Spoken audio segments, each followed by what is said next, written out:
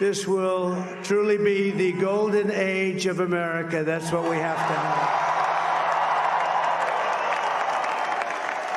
This is a magnificent victory for the American people that will allow us to make America great again. I proclami di Donald Trump, eletto per la seconda volta presidente degli Stati Uniti, fanno esultare la borsa americana, ma il mondo economico europeo ha molto meno da festeggiare e con esso quello di casa nostra.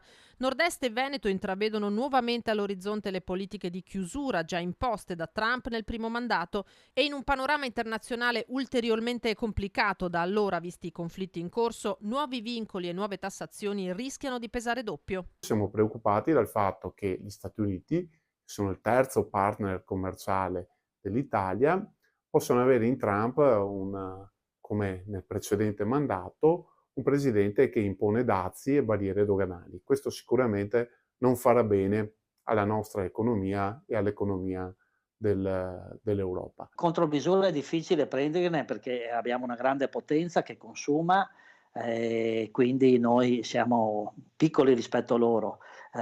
I dazi sicuramente loro li metteranno di più di qualche prodotto e noi dobbiamo continuare a esportare e trovare esportare nuovi prodotti, ampliare quali sono le nostre offerte. Non abbiamo strumenti per poter combattere contromisure contro gli Stati Uniti, la trovo assai difficile. Sperimentare nuovi prodotti e mercati alternativi per l'export, dice Pozza. Quello europeo è un mercato esaurito, le nuove piazze sono altre. I mercati alternativi sono gli Emirati, sono comunque l'India, possono essere anche l'Africa con il piano Mattei, ma lo stesso anche i mercati asiatici, e Vietnam. Luca Paolazzi, direttore scientifico di Fondazione Nord-Est, non è dello stesso avviso e sposta l'attenzione dal tema export, focalizzandosi sullo stato di salute del tessuto produttivo del vecchio continente che deve, dice, riprendere a basarsi innanzitutto sulle proprie forze e i propri consumi.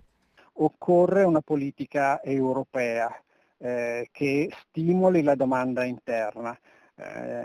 Anziché basarci sull'export nei mercati all'estero. Occorre un cambiamento di rotta. Per fortuna la Banca Centrale Europea taglierà ancora i tassi di interesse e questo ci aiuterà.